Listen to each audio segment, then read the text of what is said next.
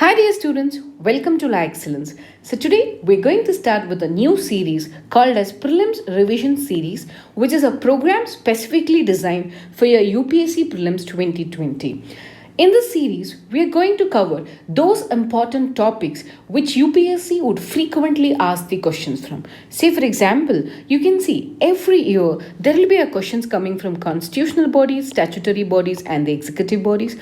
We have also questions coming from geographical indications, military exercises, the tribes which are in news, institutions and reports that is in news. So similarly, we would try to cover most important topics on which UPSC every year is asking the questions from. So we'll start this prelims revision series with the constitutional, statutory and executive bodies, which is most frequently asked in your UPSC prelims examination.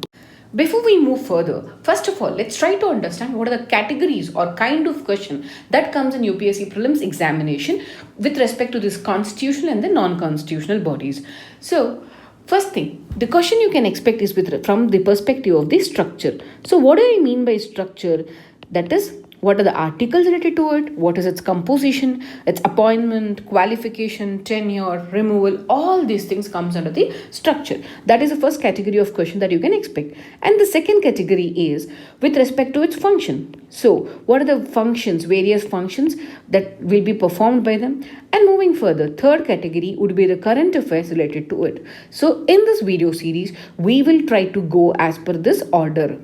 So, firstly, Article 324 provides for Election Commission of India, which ensures free and fair elections throughout the width and breadth of the country. And remember one thing, Election Commission of India would conduct elections for President, further Vice President, then for the Parliament, both Lok Sabha and Rajya Sabha, and the state legislative councils and state legislative assemblies. So, why am I trying to tell you this is because we also have State Election Commission, which conduct elections for Panchayat Raj institutions and the municipalities. Moving further, let's try to understand the composition of Election Commission of India. So we have Chief Election Commissioner and other election commissioners. So how many do we have now? So currently we have 2 other election commissioners. So what is the total composition? It is 3. One is Chief Election Commissioner and 2 election commissioners of India. See, all of them are appointed by President of India, and how many number of members should be there is also decided by the President. Moving further, Constitution has not given any particular qualifications required to be an election commissioner. Then we have their tenure. So it is 6 years or 65 years, whichever is earlier. So for this, I'll give you an example. Suppose a person is appointed at the age of 63 years. Okay. And the tenure is for 6 years. Do you think he will stay till 69 years? Or is it till he attains the age of 65? So even though tenure is for 6 years, but if at all he attains the age of 65 years well before that, then in such a case he will be terminated. Then all the service conditions will be determined by President of India. Then what is the procedure for removal of Election Commissioner of India? So the authority that removes is the appointing authority, that is President of India. Moving further, the removal procedure of Election Commissioner of India is same as that of the Supreme Court judge. Here, one very important thing what you have to remember is only while removal of this Chief Election Commissioner, they remove as per the removal of Supreme Court judge. Whereas removal of these election commissioners of India, 2 other election commissioners of India, will be directly done by President just by consulting the Chief Election Commissioner. So, what I'm trying to tell you is only Chief Election Commissioner enjoys security of tenure. The 2 other election commissioners will not have security of tenure. Moving further, the grounds for removal is proved misbehavior or incapacity. So, there is no post-retirement restrictions on them for government employment. Whenever it comes to the functions of any constitutional body, just don't try to by heart them. Understand the significance or the reason for their very establishment. Say for example, Election Commission of India. So, what is the primary responsibility of Election Commission of India is to conduct elections. When it has to conduct elections, they need to have a constituencies that is to be established. So now tell me one thing, who established these constituencies? Is it Election Commission of India or Delimitation Commission? So it is Delimitation Commission which provides for the constituencies. Based on the Delimitation Commission report, the Election Commission of India will determine the constituencies. That's the first point. Then, when we want to conduct an election, obviously you need to have a electoral roll, as well as along with the electoral roll, we need to have the registered voters also. There should be obviously a political party to contest the elections. So now the Election Commission of India will do recognition as well as registration of this political party, and they will also go for allocation of symbol to this political parties. Whenever there is a conflict with respect to the political parties, even the Election Commission of India will act as a court for addressing their grievances. Then Election Commission, as you are all well aware, is the one which notifies the date of election and ensures the conduction of election. So once the date of notification is done, then model code of conduct has to be imposed. Once model code of conduct is imposed, it should ensure the polls will happen in free and fair manner. Any booth capturing or any illegal activities happening, then in such a case, election will be counter-mandated and by-elections will be conducted. Going further, we are all well aware that whenever a disqualification of MPs or MLA has to be done, then President or Governor under Representation of People Act on the constitutional mandate will be assisted by Election Commission of India with respect to the disqualification. See, remember here, it's very important, disqualification with respect to 10th schedule will be done by Speaker or the Chairman, whereas disqualification under the Constitution and Representative of People Act will be done by the President or Governor.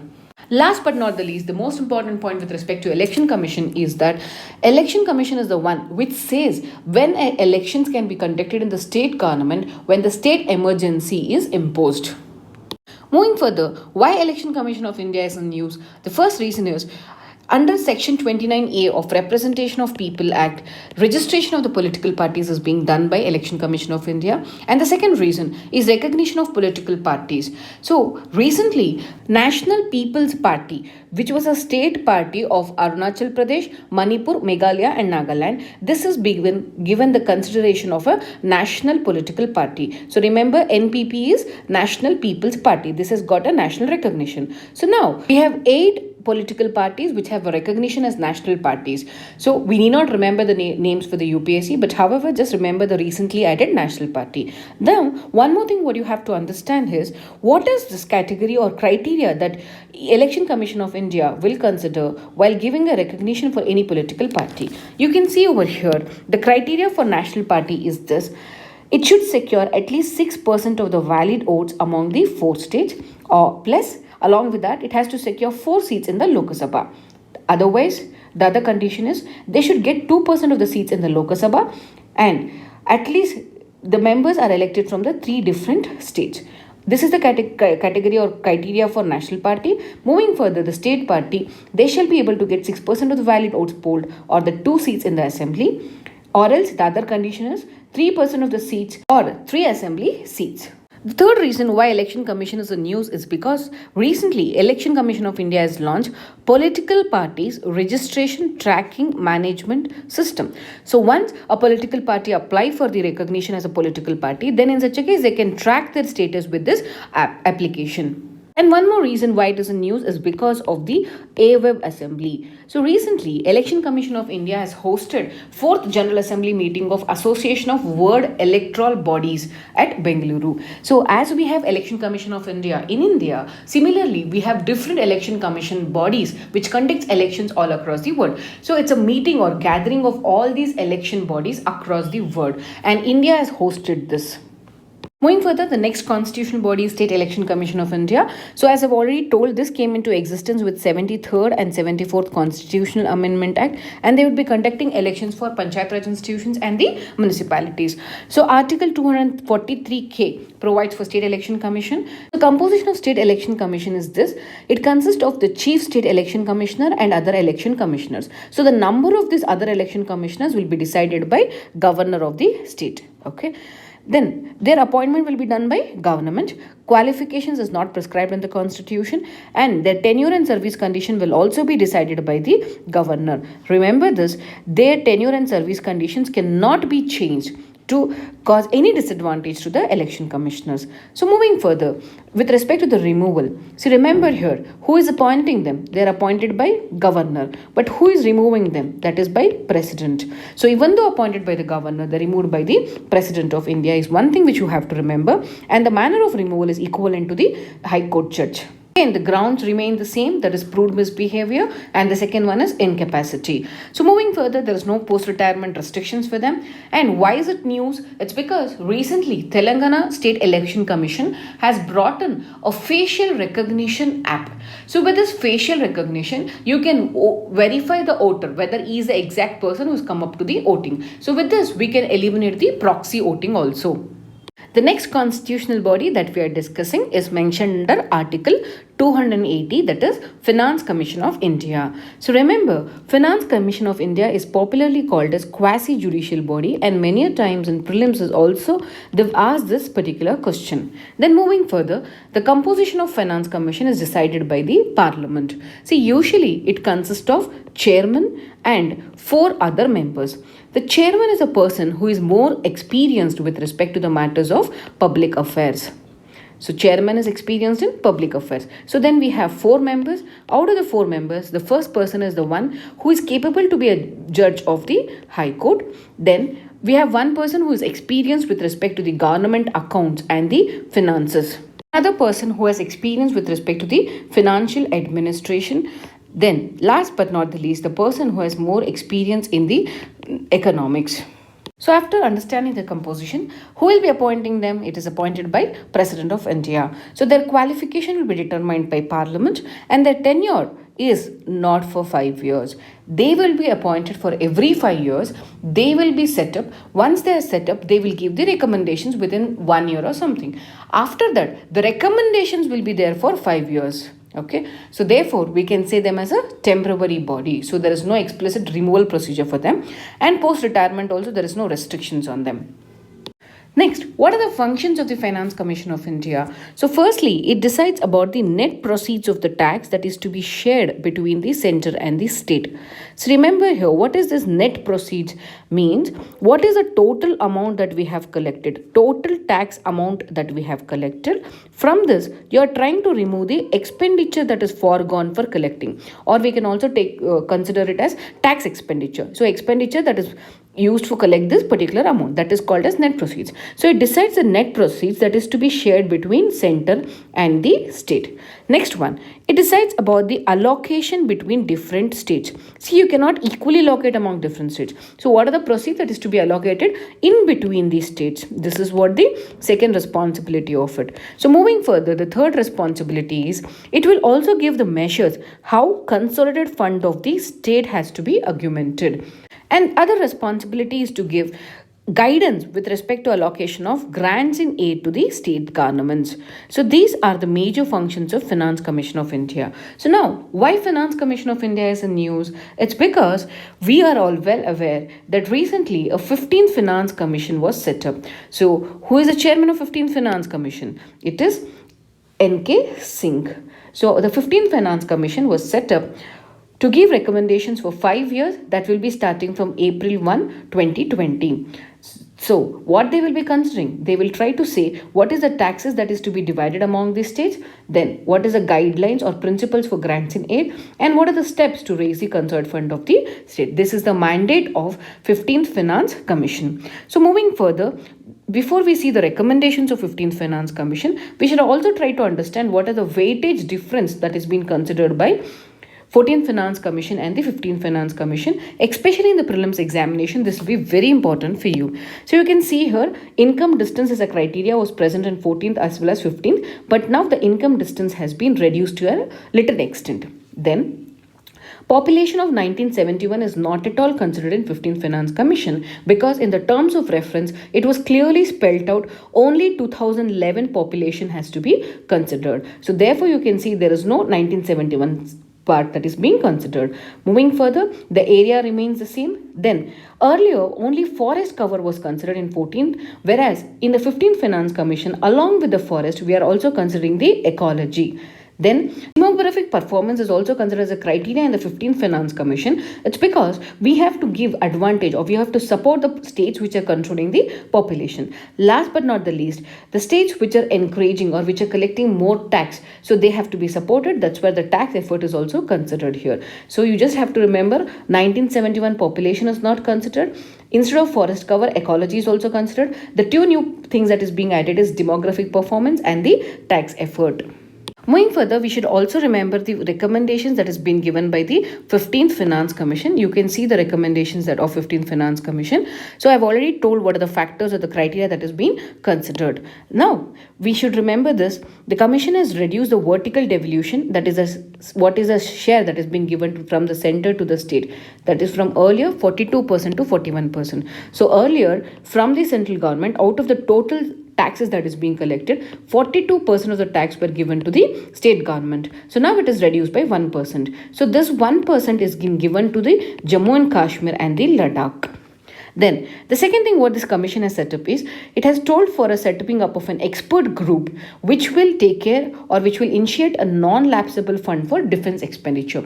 Recently we can see there is more defense expenditure happening. In such a scenario, we want to have an expert group to initiate this kind of a fund. So we have State Finance Commission, which is mentioned under Article 243I. Again, this is mentioned from 73rd and 74th Constitutional Amendment Act. So you have to remember this. Then the composition is determined by the state legislature and they'll be appointed by governor of the state. And their qualification will also be prescribed by the state legislature. As I've already said, they are appointed once in 5 years. So they are a temporary body. The next most important body which is in news is Comptroller and Auditor General of India, that is also called as CAG. It was very much in news after the report that it gave on a Rafale deal. So remember the article for CAG is Article 148. It is also called as the one which handles the public purse. So it's a single member body. Moving further, they are appointed by President. The qualification is not mentioned in the Constitution and their tenure is 6 years or 65 years, whichever is earlier. They'll be removed by President of India and the procedure is same as that of the Supreme Court judge. So remember one thing, how Supreme Court judge will be removed. The same is the procedure for Election Commission of India. The Chief Election Commissioner of India will also be removed in the same manner. The same is the procedure for Comptroller and Auditor General of India. Again, the grounds of proved misbehavior and incapacity. And remember here, they are not eligible for any employment after this. Now let's try to understand the functions of Comptroller and Auditor General of India. Remember, CAG every year gives 3 reports. One, it is audit report on appropriation. Second, audit report on finance. Third, audit report on PSUs. So what is this appropriation account? What is this audit report on appropriation? Here, they are trying to compare actual expenditure with the expenditure sanctioned.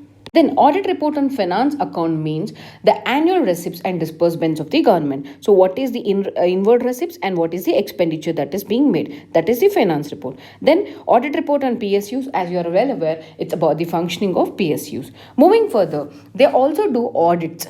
So audit of which all they will be doing. So it is auditing of accounts of Consolidated Fund of India, Consolidated Fund of the state government and the union territories. See, remember here, before we understand further, we have 3 different types of funds. One is Consolidated Fund of India, into which all the receipts of the government and all the expenditures of the government will be made. Then we have Public Accounts of India and the other one is Contingency Fund of India. Under this Public Accounts of India, whatever small savings or whatever PF we are paying, all this public money will be going to Public Account of India, and the contingency fund is an emergency response fund that will be held by the president. So auditing responsibility of all these 3 funds will be under the CAG.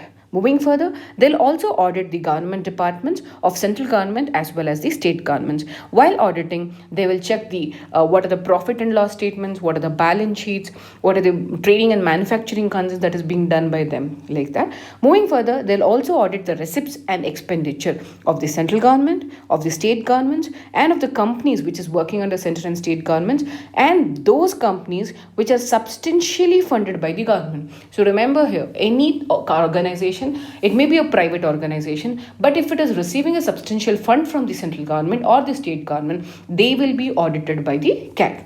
Moving further, they are the one who describes the form or the format in which the accounts has to be submitted. Moving further, they submit the audit report of the central government to the president and the audit report of the state governments and the companies and PSUs under the state government to the governor. And last but not the least, the most important part is they are the one who decides the net proceeds of the taxes. See, in Finance Commission, I told they are the one who will going to assign the net proceeds. But who decides the net proceeds? It's done by the Comptroller and Auditor General. And the name itself, it says Comptroller and Auditor General. That is maintenance of account. Earlier, till 1976, CAG was maintaining accounts also. They were also doing the auditing. Don't you think it's a conflict of interest? So since they themselves maintaining an account and they're auditing themselves, so it's a conflict of interest. So from 1976 onwards, CAG only does auditing of the central government, whereas accounting has been stopped by the central government. So now the responsibility of accounting of central government will be done by the respective ministries. Moving further, they still have the responsibility of maintaining accounts of the state government. Already told, CAG was in news because of the audit report that it gave on the Rafale deal. So while it was giving its audit report, it has stated in its preface that redactive pricing was unprecedented because ministries insisted citing the security concerns. So here you have to understand a very important word. What is this redaction? So redaction means you're trying to safeguard or you're trying to remove the sensitive information from a document before you publish it. So what this CAG has done? So before they give the report to the president, they have withheld and they have blackened the important facts and figures of the procurement deal. That is what is called as redaction. So but do you think the report that has been given to President of India should have a suppressed information or should it consider full information? Even though they have cited the security concerns, this is unacceptable is what is the opinion of people. So the Supreme Court has to throw a light upon this. Next, we have Attorney General of India and Advocate General of the state. So you can remember this Article 76, which provides for Attorney General of India, and Article 165 provides for Advocate General of the state. So remember, the very important part of this Attorney General and Advocate General is they work under the pleasure. They work under the provision of pleasure, means they can be removed at any point of time. There is no fixed provisions under the constitution for their removal. It's very popularly called they come with the government and they go with the government. So usually Advocate General or Attorney General is a single member body. Then usually Attorney General will be appointed by President of India and Advocate General working at the state will be appointed by Governor. The qualification for Attorney General should be a Supreme Court judge, whereas for the Advocate General it is a High Court judge. Moving further, they are working under the pleasure of President is very important because they can be removed. There is no security of tenure for them. Then Attorney General will be removed by President, Advocate General by the Governor, and there is no procedures is mentioned.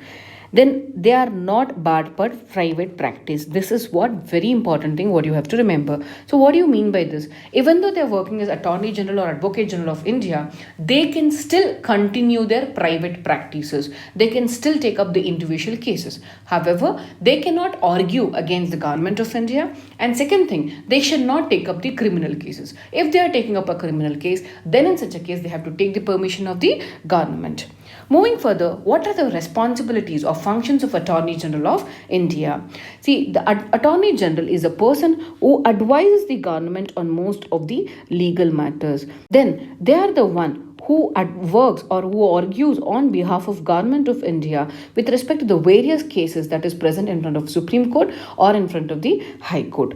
Then they are the one who represents the Government of India whenever a President of India asks for reference for the Supreme Court for matters of public importance or the pre-constitutional matters. So these are the responsibility of Attorney General of India. And one very important thing what you have to remember about Attorney General of India is he has right of audience in all the courts across the country. Then he enjoys all privileges and immunities that is enjoyed by a member of parliament. So I can say Attorney General of India is equivalent to a member of parliament. That is, he can take part in proceedings of the house or in the joint sitting or any committee of the parliament. in which he is a member, but he doesn't have right to vote in any of this. So remember, he can participate in any of these meetings or committees, but without right to vote. The next constitutional body is UPSC, Union Public Service Commission. So it's a centralized recruiting agency, and we are the one who are preparing for this examination. So Article 315 provides for Union Public Service Commission.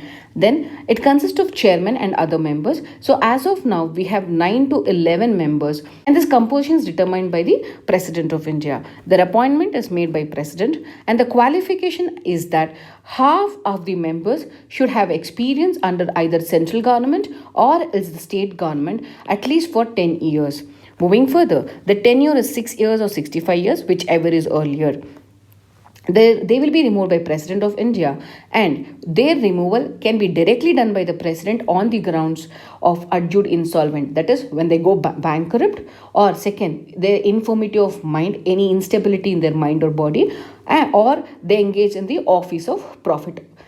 Then remember one thing, whenever this has to be proved, then the President will ask for a Supreme Court inquiry. Based on the recommendations of Supreme Court, President would take a call.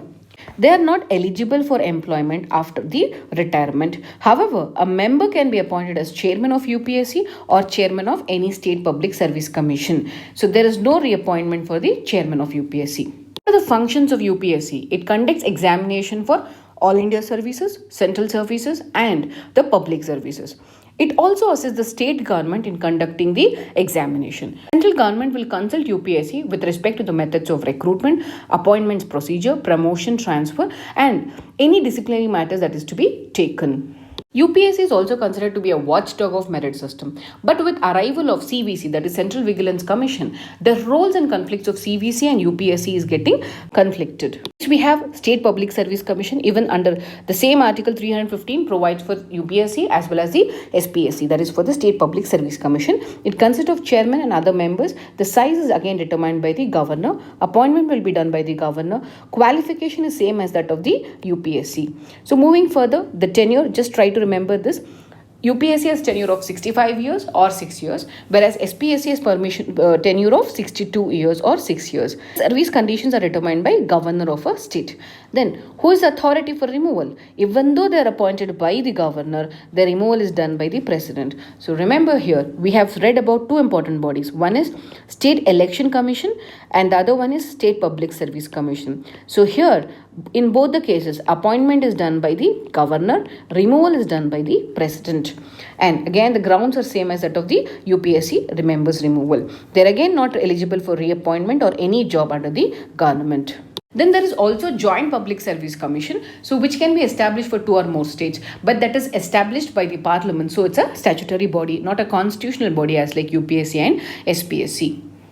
Next, we have National Commission on SC and ST. So remember, under the Article 338, the Constitution provided for officer, a special officer for scheduled caste and scheduled tribe.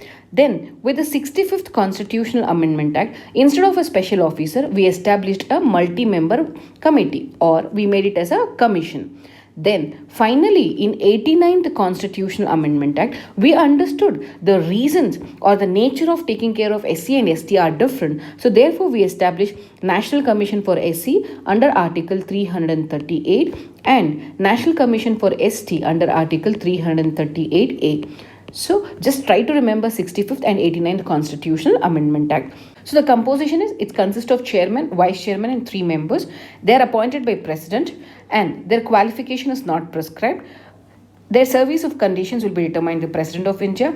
Their authority or for removal is President of India, and the grounds are not mentioned in the Constitution. There is no limitations on the post-retirement employment also. So now, let's try to understand what are the functions of National Commission for Scheduled Caste. So the major function is, it will investigate the constitutional provisions and the legal provisions that is available for the development and upgradation or the legal safeguard that is available for the SC community. Then they will also take up or address the specific complaints that is received against the violence that is caused to the community. See, they can also receive a specific complaint, or so moto also they can take up the cases. Then they are the one who makes a better planning of programs and policies for the socio-economic development of SCs. Then they will suggest union government as well as the state governments about the policy formulations that is to be done for development of this particular community. And it is their responsibility annually to submit a report to the president with respect to the development that has happened to these communities. So these are the functions which is common for National Commission for Scheduled Castes and National Commission for Scheduled Tribes also. All these functions are common. Apart from this, the National Commission for Scheduled Tribes has certain other responsibilities because the tribal conditions or their lifestyles are a little different from that of the SC and they live in the isolated terrain. So what are the responsibilities? One is to ensure the right price to the minor forest produce that is being collected by the ST community.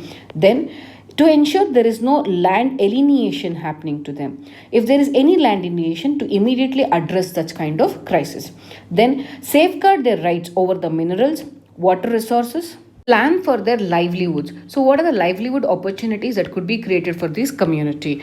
Then ensure there is a proper relief and rehabilitation for them whenever they have been rehabilitated for any of the developmental projects. Finally, we also have to ensure these tribal communities go for the joint forest management, then proper implementation of PISA, that is Panchayat Extension to Scheduled Areas Act, and ask them to stop for the shifting cultivation and help them and develop their knowledge with respect to the various cropping patterns. Next, we have National Commission for OBC. So 102nd Constitutional Amendment Act provided for National Commission for OBC. So Article 338 provides for NCSC, and 338A provides for NCST, then 338B provides for National Commission for Other Backward Classes. So before establishment of National Commission for Other Backward Classes, the responsibility with respect to OBC were taken care by NCSC. So it again consists of chairman, vice chairman and 3 other members. They are appointed by president by under warrant and seal. There is no qualification prescribed in the constitution. Then the authority for appointment is president. So the removal is again done by the president. And the ground for removal is not mentioned in the constitution. So since National Commission for OBC has been recently established with 102nd Constitutional Amendment Act, it is recently in use. So try to remember this for examination. What are the major function of OBC? It will take up the specific issues of complaints. It will address the constitutional and legal safeguard that is to be initiated for them. Major focus is on finding out the inclusion and exclusion errors of OBC.